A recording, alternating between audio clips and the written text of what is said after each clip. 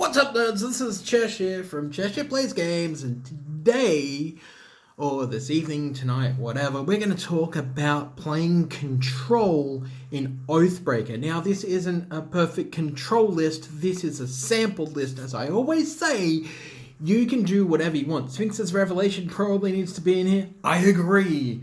But at this stage, this is the bare bones of what I wanted to put together to have a little bit of fun. And I know that a lot of the time Control's not really that fun, but you've just got to know what to counter and what to keep.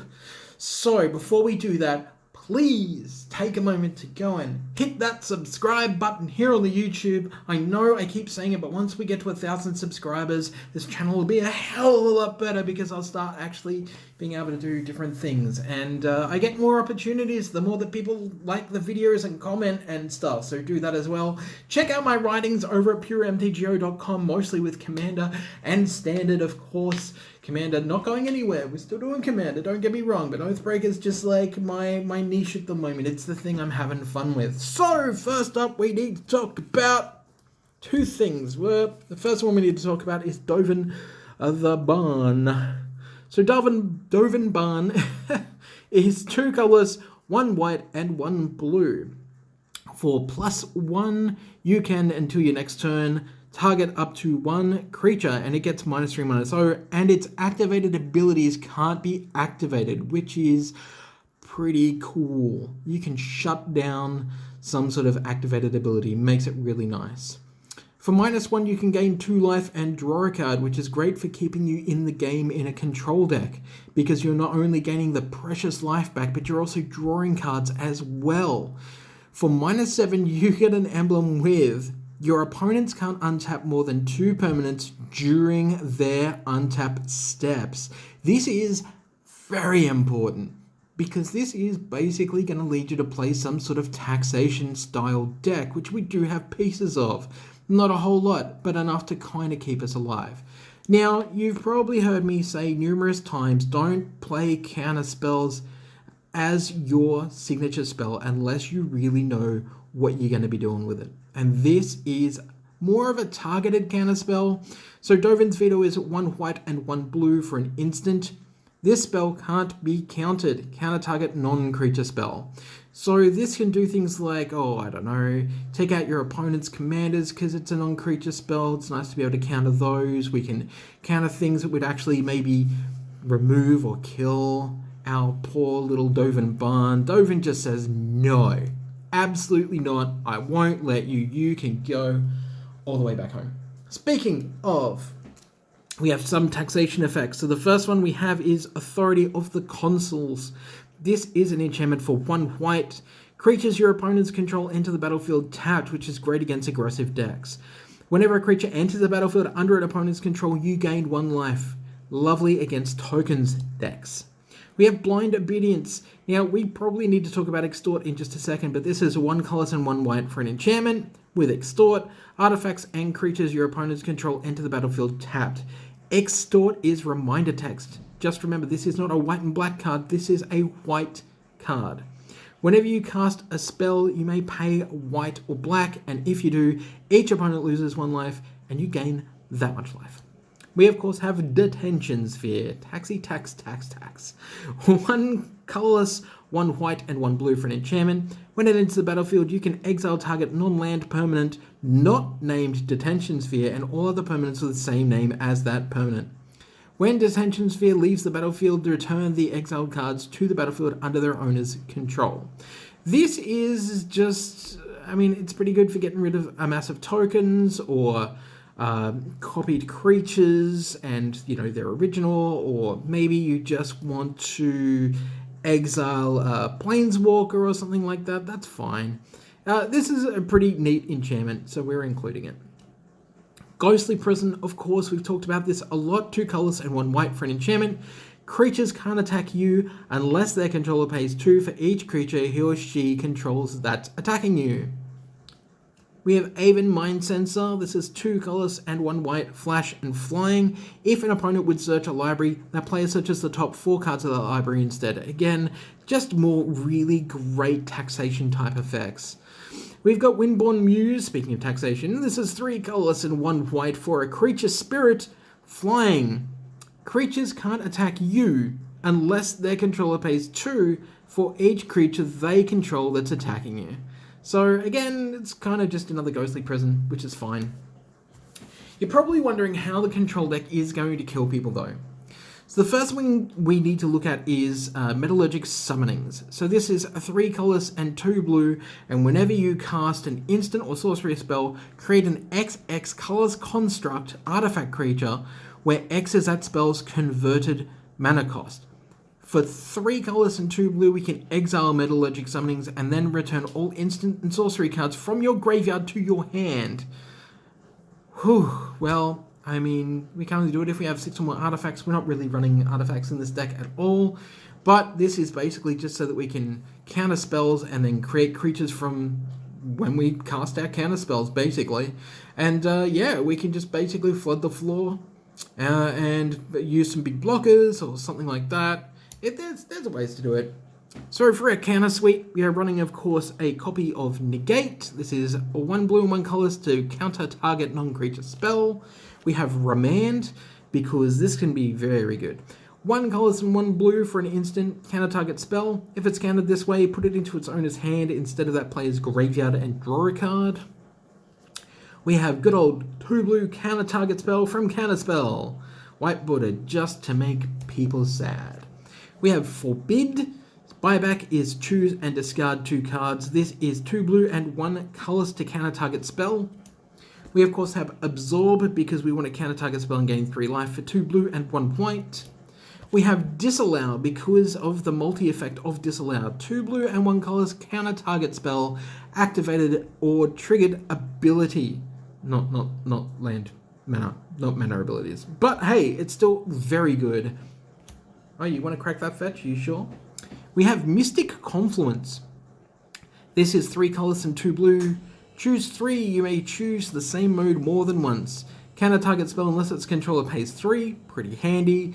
Return target creature to its owner's hand. Also very good. Or draw a card.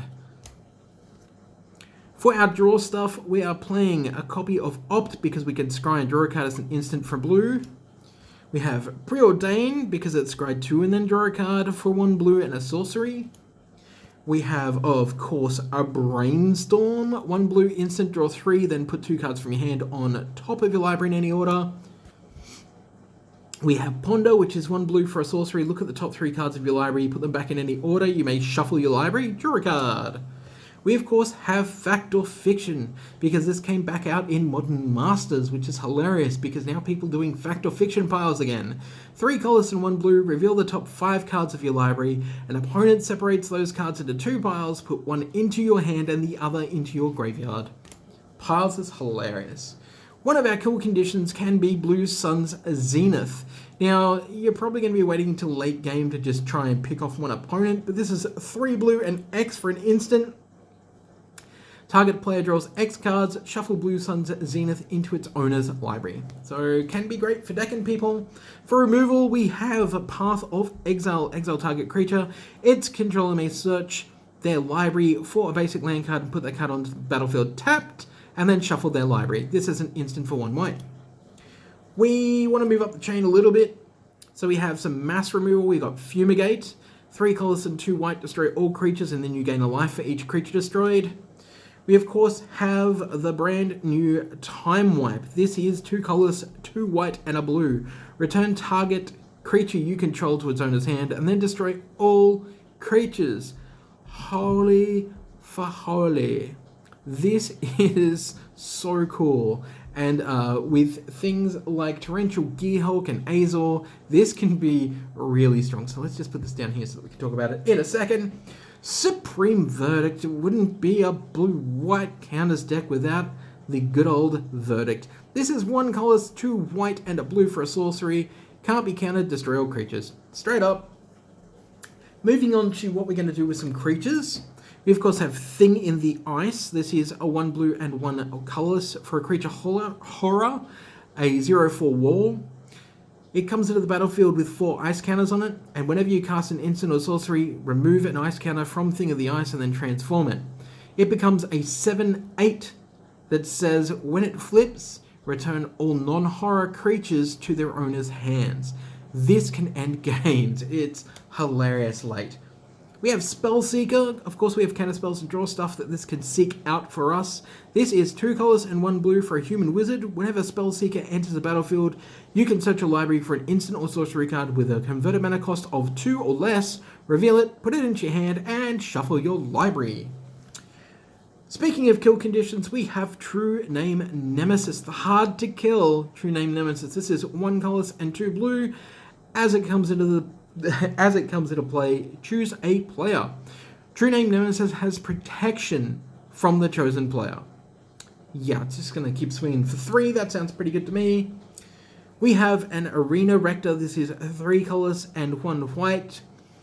When Arena Rector dies, you can exile it, and if you do, search a library for a Planeswalker card and put it onto the battlefield. Shuffle your library. We of course have a Torrential Gearhog because we're playing blue. 4 colors and 2 blue for an artifact construct 5/6 with flash. When it enters the battlefield, we can cast target instant card from our graveyard without paying its mana cost. If that card we put in your graveyard this turn, exile it. Yeah, it's pretty good. It's fine. You know, it's just rec standard for a very long time. Last but not least, of course, we have Azor the Lawbringer. Now, this is because we don't really have a Sphinx's Rev, so 2 colors, 2 white, 2 blue for a legendary Sphinx 6/6 with flying. When Azor enters the battlefield, each opponent can't cast instant or sorcery spells during that player's next turn. Much better in a 1v1 sitch, let's be honest, but in multiplayer, it's fine. Whenever it attacks, you may pay blue, blue, white, X, and if you do, you gain X life and you draw X cards. This is more of a finisher that you want to play late in the game, to be honest, or if you really need to save yourself, but probably not. Everyone's going to be gunning to kill this thing and get it off the battlefield. Speaking of Planeswalkers, alright, so we're not playing Wheels, so we are playing a copy of Narset Parter of Veils. This is 2 blue and 1 colors. Each opponent can't draw more than 1 card each turn. Pretty good for us to limit opponents' control. Look at the top 4 cards of your library. You may reveal a non-creature, non-land card from among them and put it into your hand. Put the rest of the bottom in a random order. We of course have Narset Transcendent, which was the original Oathbreaker for this deck, and I decided to swap that out because you can see it coming. 1 blue, 1 white, and 2 colors for a Narset with 6 loyalty. Look at the top card of your library. If it's a non-creature, non-land card, you can reveal it, put it into your hand. When you cast your next instant or sorcery spell from your hand, it gains Rebound for -2. And then for -9, we get an emblem that says your opponents can't cast non-creature spells. Holy dooly, that's great. We have an Ugin the Ineffable for 6 mana for a 4 loyalty Planeswalker. Color spells cost you 2 less to cast, doesn't matter to us. Exile the top card of your library face down, look at it. It's a 2/2 colors creature, a spirit token, which is pretty cool. When that token leaves the battlefield, put it into your hand, the exiled card. -3, destroy target opponent that's 1 or more colors. It's a very, very solid Planeswalker, and you could probably actually play the other Ugin as well, but it's really expensive, so I don't suggest it for such a fun format. Of course, we have Mystical Tutor. This is 1 blue for an instant, search your library for an instant or sorcery card, reveal that card, shuffle your library, put that card on top, using it, end of turn, and then drawing your Time Wipe or something is pretty fantastic. We have Enlightened Tutor to search our library for an artifact or enchantment. We can then reveal that card, shuffle your library, put that on top of it. Again, much the same. We're going to be looking for something that's going to impact the board if it's an enchantment, or if we've got enough mana, we're just going to go and get our big water boy and then flash it in at some point. And of course, I'm playing white, so Approach of the Second Sun is always going to be a staple in every white deck I play because I like to surprise people by winning out of nowhere. Because I'm gross, and if I'm going to play a counterspell deck, I'm going to be gross. So there you have it. That is the Dovin Baan lore deck. I hope you enjoyed this. Please let me know what your builds for Dovin Baan are down below. And I'll catch you all on Monday, Americans, while I do the M20 2020 Fun 20 release. That is, of course, hashtag sponsored by Wizards. So that will be on Monday. So keep your eye out on twitch.tv/Cheshire Plays Games. And I'll speak to you next time. Bye.